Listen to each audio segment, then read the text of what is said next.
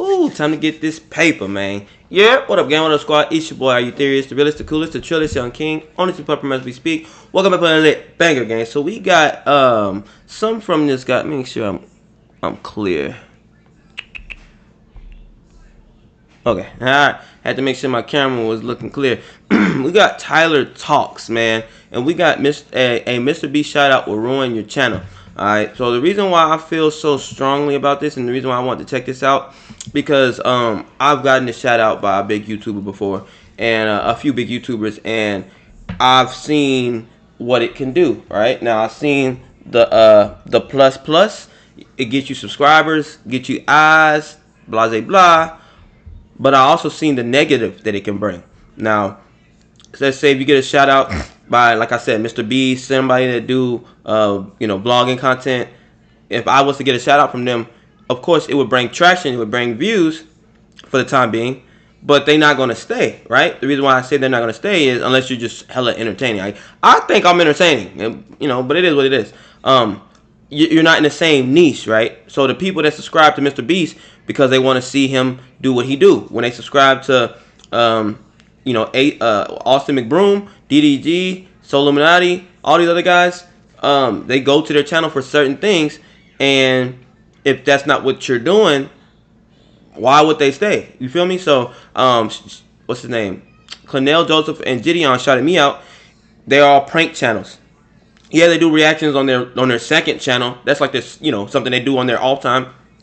But they prank people. They're a prank channel. That's why they're so big. You know what I mean? And I'm not a prank channel. I react to prank channels, but I'm not a prank channel. So therefore, they didn't stick around. Now, like I said, I got about 15K views from 15K subscribers from all that, which I'm thankful for, because God knows it was real dark at that time. You know what I'm saying? But it didn't do really much of nothing for my views. My views were good for a time, then it went back down. You feel me? So I want to see what he's talking about and what happened to these people. You know what I'm saying? And if you're new, subscribe, like the video, comment some more bangers y'all want me to check out, and let's go ahead and hop right into this one. In just 32 seconds, MrBeast completely destroyed the channels of 3 YouTubers. At the end of his 2020 Rewind video, MrBeast shouted out 3 small channels: Amelia and Breedy, Soy and Osmond, and Nalter Deeds. Damn, they all had a good amount of subscribers already. What the hell they needed shoutouts for?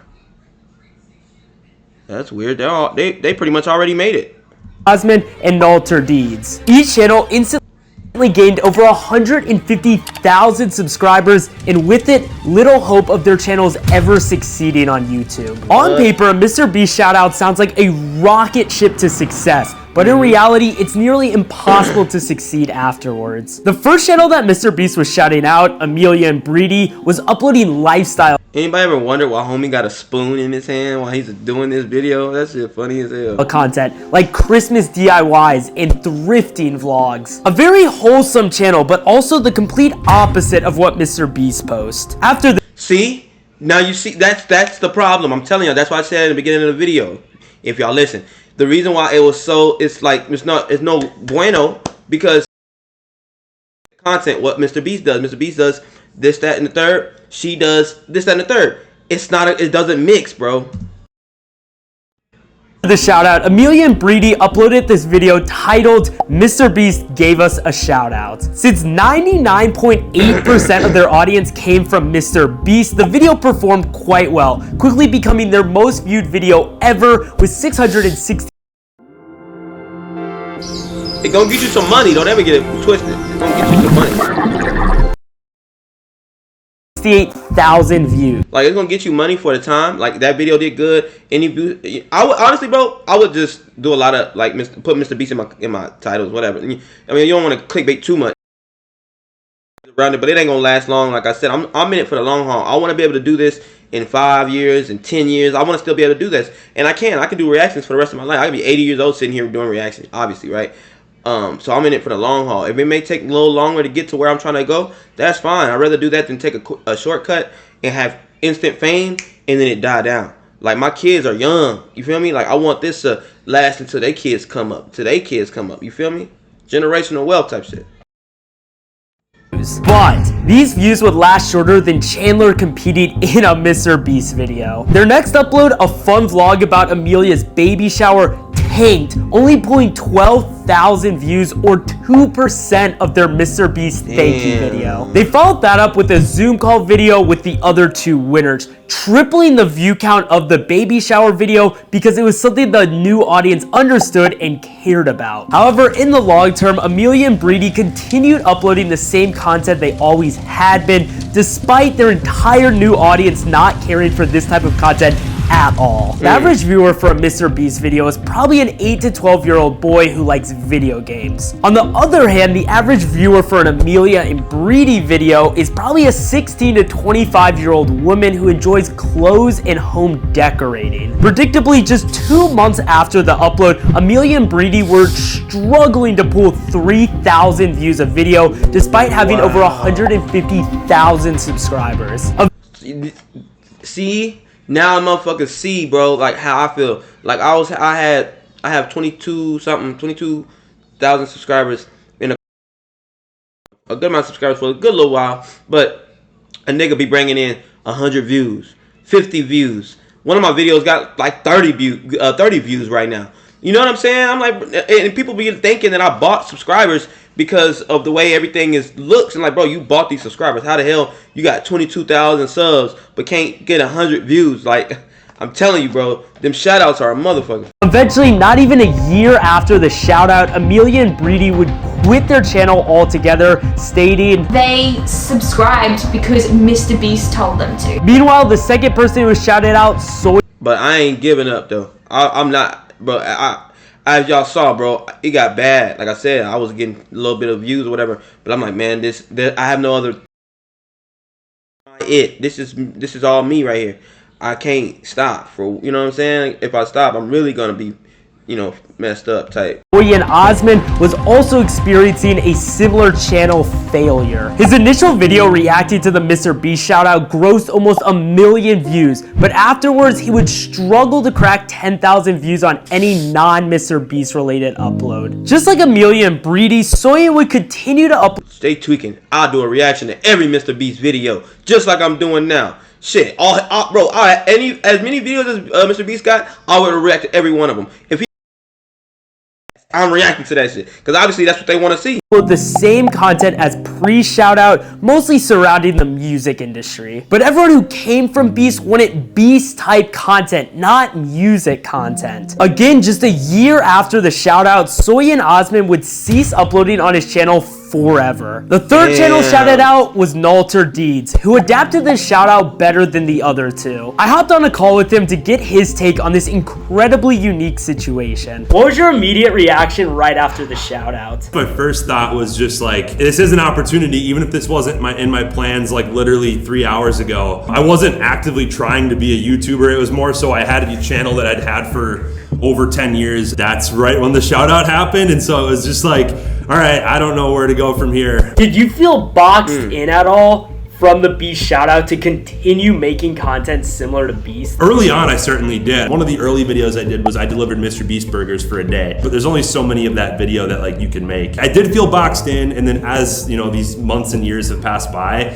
I've kind of realized it was what it was, and not to focus on it and try and get those people back, just like focus on what I'm doing and move forward. So when you were uploading a new video that didn't have anything to do with Beast, what was the reception like? I think I had a couple that 50 to 60,000 views, and then as the weeks went on and I started doing other things, even it's still somewhat in line with the MrBeast stuff, you know, the views would come down towards like 15,000, 10,000. At one point I posted a video like not that long after the shout out and it got 700 views. I would say at the time it was defeating. Looking back now with some time behind me, I think it's all just a bunch of life lessons and also content lessons, like what it means to actually make content and build up your own audience. It feels like the shout out was almost like an obstacle you had to overcome rather than a helpful tool to gain an audience. It was an obstacle when viewing it in the wrong light. If that shout out never happened, I would probably still be working at the job that I had before. That was the kick in the pants of kind of being like, all right, sign from above. The shout out was not a bad thing. It was only bad if the expectation was that all of those subscribers were going to translate into views. It's never that everyone is going to continue to watch unless I was going to try and pursue the same style of content. Long term, it was a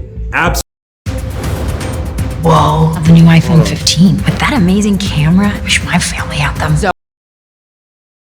Absolutely. I take it like a Kickstarter, you know what I'm saying? Like, you know, your channel's not doing so well, whatever the case may be. I feel like it's a Kickstarter.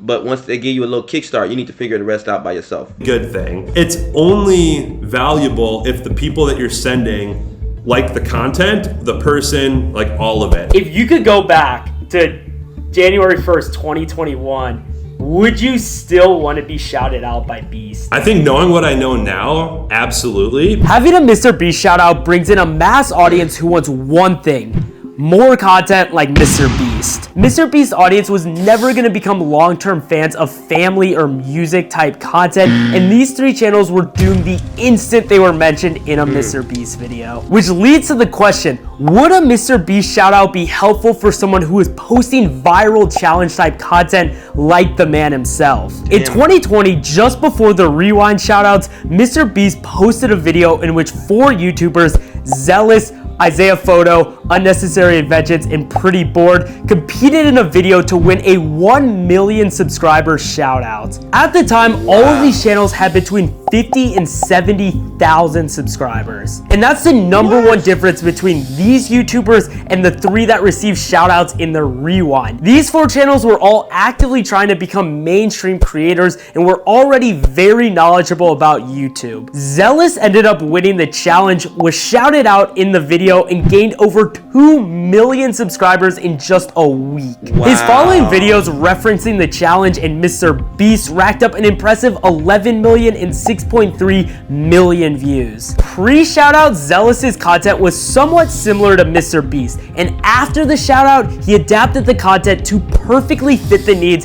of a MrBeast subscriber. Afterwards, he was consistently pulling 1 million views a video, even months and years. In that case, I'd take that.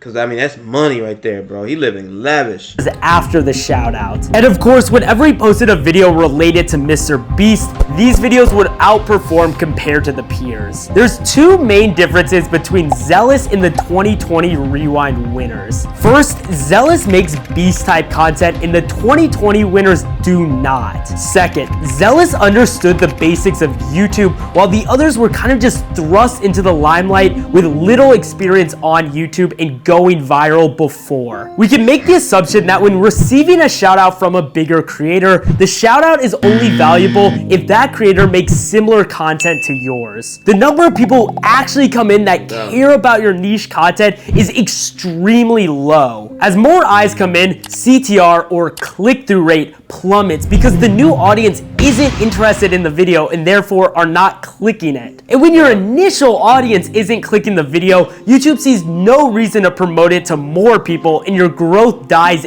instantly. And because Zealous was posting Beast-like content, he was able to actually gain views from this new audience. Hence, Zealous is the only MrBeast shoutout recipient who succeeded. But how about the other 3 YouTubers who failed to get the shoutout? Surely their careers died instantly, right? Not the case at all. Unnecessary Inventions has 4.6 million subscribers, Pretty Bored has 1.3 million, and arguably the most successful of them all, Isaiah Photo, has cracked 10 million subscribers. And this instantly leads to the question, would they have still been as successful if they did receive the shout out from MrBeast? So I met up with Isaiah Photo to find out. What was Damn.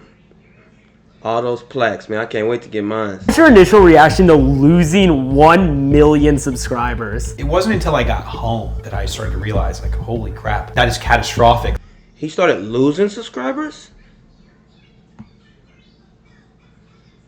What the hell? Would they have still been as successful if they did receive the shout out from MrBeast? So I met up with Isaiah Photo to find out. What was your initial reaction to losing 1 million subscribers? It wasn't until I got home that I started to realize, like, holy crap, that is catastrophic. Like, what, I literally just lost a MrBeast challenge. I was pretty upset, honestly. Like, when I got home, it was like, holy crap, what are we gonna do? This sucks. It seemed like your golden ticket to instant success. That was like surefire you will be a successful YouTuber right now. If you win that video, you feel guaranteed to Mobile games are going big. Play make it on YouTube. Yes, 100%. You lost the video, you lost 1 million subscribers, but 3 years later, you're the most subscribed to over any of the 4 of you in that video. So you really didn't need it to win YouTube. But yeah, I guess turns out you didn't need to win the competition to get 1 million subs. But honestly, it's like not that surprising. I think everybody that was there had already been working on YouTube, already had a channel like maybe 50K subs or more, and was pursuing a career on YouTube. The initial audience has to be interested in the content or else it'll never get served, because if your initial audience isn't watching it, YouTube will never think anyone outside your initial audience will watch it. Why do you think Zealous has succeeded from the shout out while everyone else who's been shouted out at some point has failed? He did start to format his videos in a very specific way to hopefully like make that crossover, that bridge of like, I know you came from MrBeast, but I want you to watch me now. And so maybe it's similar to MrBeast, but sort of starting to carve his own path. So a hypothetical here, do you think you're better off now than if you had received that shout out? Yeah, 100%. Yeah. I didn't have a plan for if you win. It was like, what do you do next? I would have been at that time prone to messing it up. People want to blow up tomorrow. They want to get 1 million subscribers tomorrow, but it's way more valuable to have that slow growth. Honestly, it's a slow growth mutual fund, baby. You're just investing in the future in 10 years and 20 years and 30 years. To continue the analogy, it's almost like you win the lottery with Beast and blow it all because you don't know anything about money management or something. It is. That's a perfect analogy. There's a lot of kids, new creators out there who would probably love more than anything a Beast shout out. What's your advice to those kids who might aspire for that? I actually have a pretty good example of this when I first started my channel. I was collaborating with another gentleman, but he made Arabic content. So most of his subscribers spoke Arabic, and he spoke Arabic in his videos, and he would shout my channel out. My retention graphs went from like pretty decent at the beginning to just severe drop off because I'm an English speaking individual. It's not going to be useful for you to just get a shout out from somebody. Honestly, I think the most valuable thing you can do for yourself is to surround yourself